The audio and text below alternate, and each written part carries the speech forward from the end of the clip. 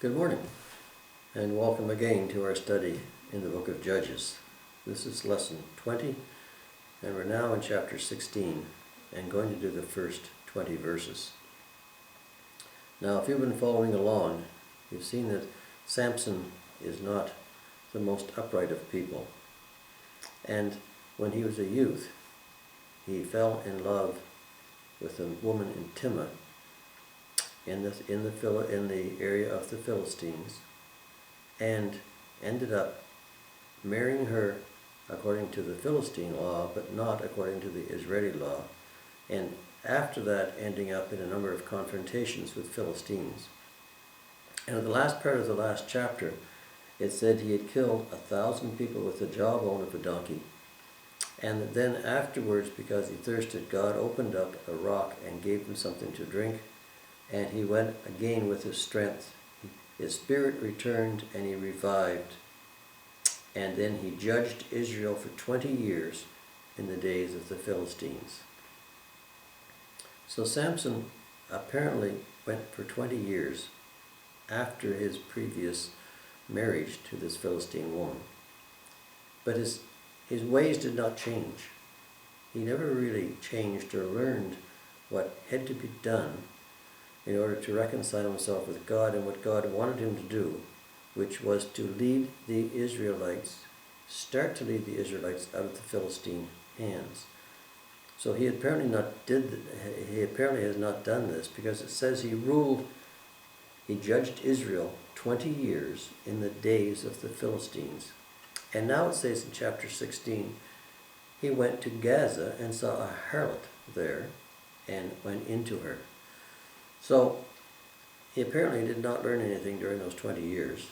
Now he's older, still with his strength, still apparently in the Spirit of God. But now he goes to Gaza and sees this harlot and goes into her, and it says, and when the Gazites were told that Samson was there, they surrounded the place in order to try and capture him. His reputation had not waned, his strength had not waned. They were still out to get him. And so they surrounded him in wait, and lay in wait all night at the gate of the city. Then they were quiet and was saying, in the morning when it is daylight, we will kill him. But Samson lay low till midnight.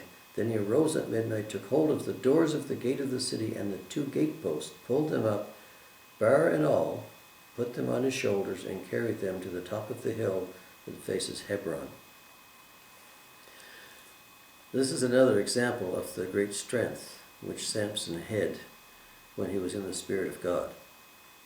And this is more than is evidently apparent in this few sections, because the hill overlooking Hebron was about 25 miles from where the gates of the city of Gaza were located. So Samson apparently took these gates 25 miles on his shoulders and carried them to the hill overlooking Hebron. But once again showed how God gave him great strength and great prowess and great endurance in order to do this. But once again he sort of foiled the attempts of the Philistines and the Gazites to subdue him. Now you'd think he would have learned his lesson then if he had not learned it previously, but no, now he goes and falls in love with a woman in the valley of Sorek, whose name was Delilah. And this is the famous story of Samson and Delilah. And he goes into he goes into Delilah, and again she, as did his wife from the previous chapter, want to know the answer to something, where his wife had previously wanted to know the answer to the riddle, and had coaxed him and persuaded him and pleaded with him until he gave her the answer, and then she gave it to her Philistine friends. Now Delilah wants to know the source of his strength. And she says, entice me and find out where his great strength lies. the lords of the Philistines, the kings of the Philistine cities, were using now Delilah to try to find out from Samson the source of his strength. And they also paid her considerably. It says that they paid her 1,100 pieces of silver each. There were 5 of them. That's 5,500 pieces of silver. So these were the 5 kings of the 5 great Philistine cities: Gaza, Ashdod, Ashkelon, Gotex, and Gotha, and Ekron. And they gave her each 1,100 pieces of silver in order to get her to entice Samson to reveal the source of his strength. Now, all this money was a great deal of coinage.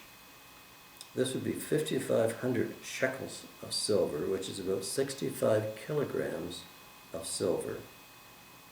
And that's about 550 times an annual salary in those days. So this is a great deal of money that the kings of the Philistines were willing to pay Delilah if she would only entice Samson to reveal the source of his strength. And this is what she tried to do in the rest of this part of the chapter. She asked Samson for his strength. And he said, if you bind me with pieces of twine, 7 fresh bowstrings, then I shall become weak. So apparently he allowed her to do this. Why? Some people say he was asleep when she did this, but why this was allowed to do this? Perhaps the relationship was not exactly what you call on the straightforward. There was some strange going-ons, but anyway, he apparently allowed this. But then when the Philistines came in to capture him, he broke these bowstrings like twine. Then he said, if you get fresh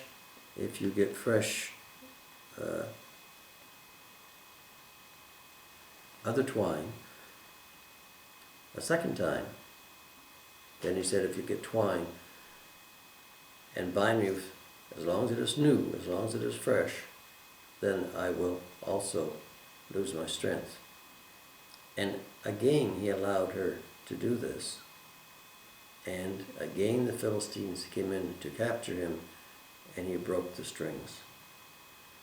And a third time he said, if you tie my hair up in curls, in braids, then that will rob me of my strength. And again he allowed her to do this. Now there's something really strange with this whole scenario. Either he is so infatuated with her that he doesn't understand what's going on, or else he comes across as not the sharpest tack in the drawer, because obviously if this was going on once or even twice, then the third time you'd think he'd say, no more, let's get out of here. But he is either so infatuated with her, or she is so appealing to him, and she uses her ways to get him to reveal the source of his strength in the end by pleading with him and saying, you don't love me. This is the typical way that people do this. Why? Women do it to men, and also men do it to women. Using these words, you don't love me. If you don't do this, you don't really love me. And it's obvious from the story that she did not love Samson, although he obviously was infatuated to some degree with her. But he broke the bowstrings, he broke the twine, he broke the bowstrings, he took off the braids of his hair, and his strength was not diminished each time the Philistines tried to capture him. At last, Delilah said to Samson, look, you have now mocked me and told me lies. Now please will tell me what you may be bound with. Okay. So they tried the bowstrings, they tried the new ropes, they tried the braids.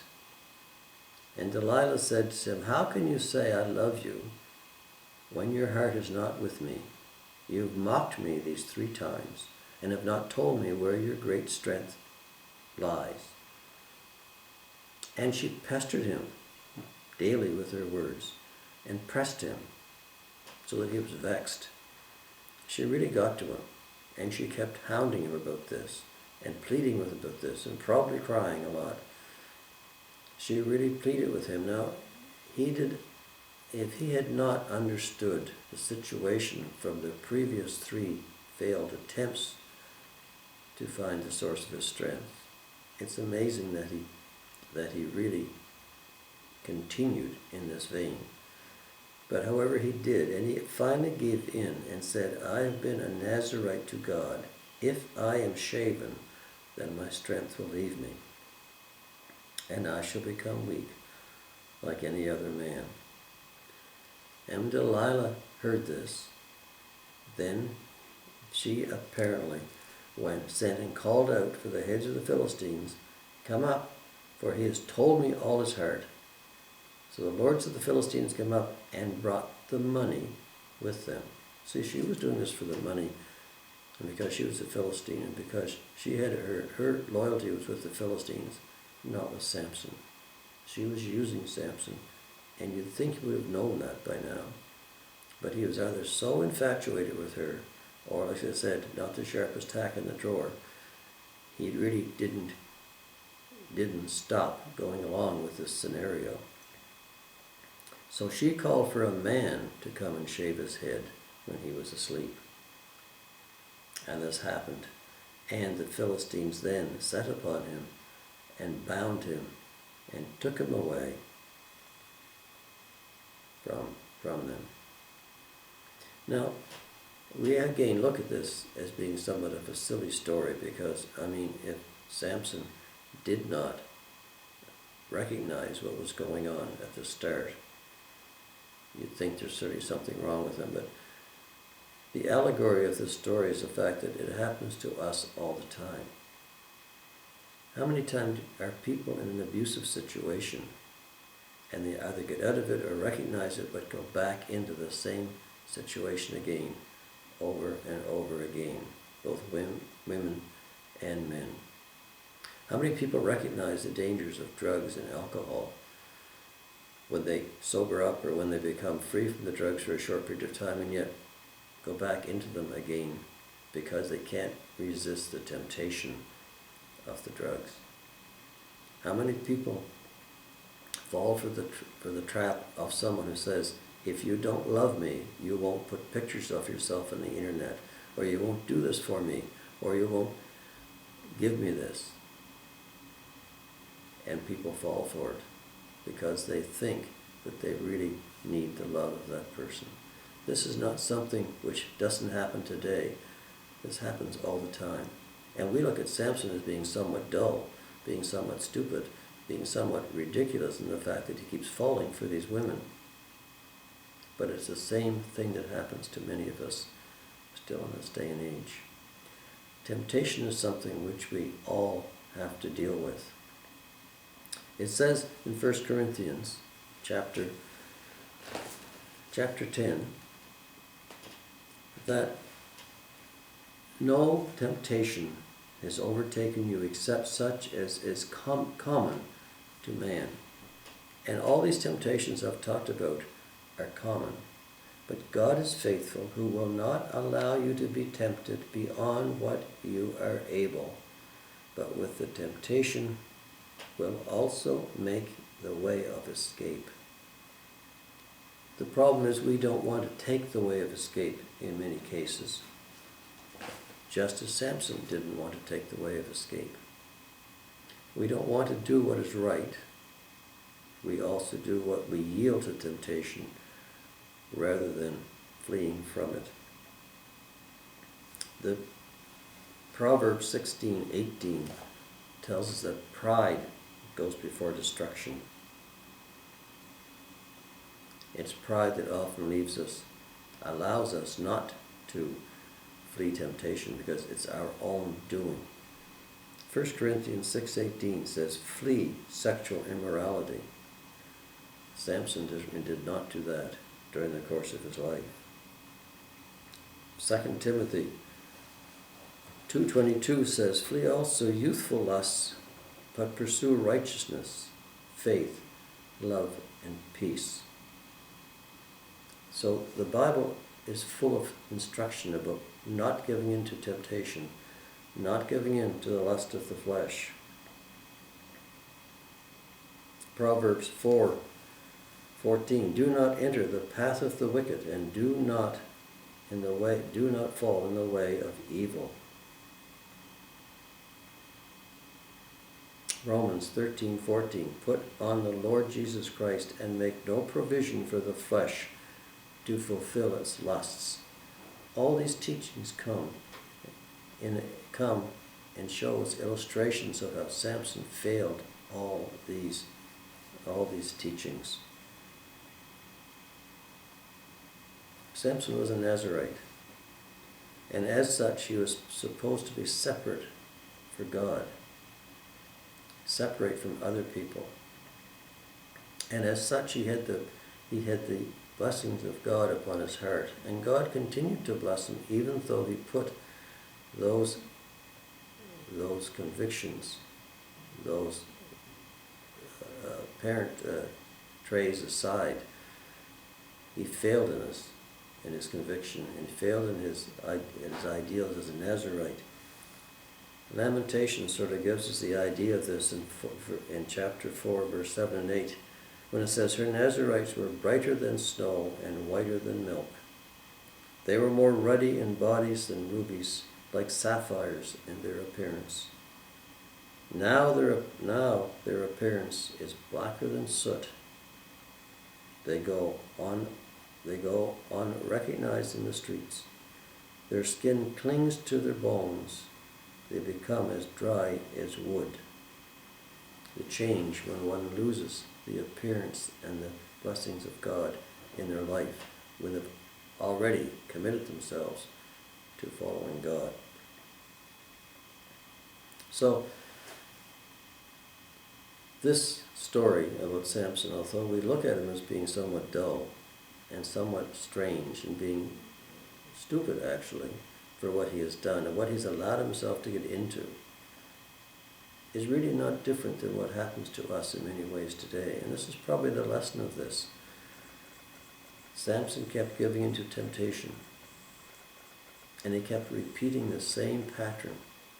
Even after he was a judge for 20 years, he can repeat it, the same pattern of self-destruction. He relied all upon himself and his own lusts and not upon what God wanted him to do.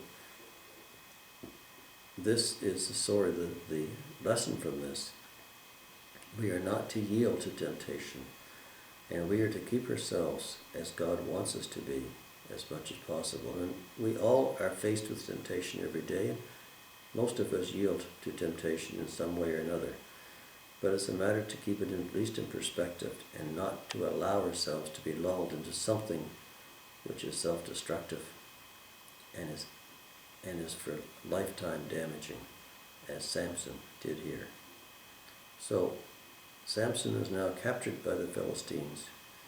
The rest of the story will be brought out in the next few lessons.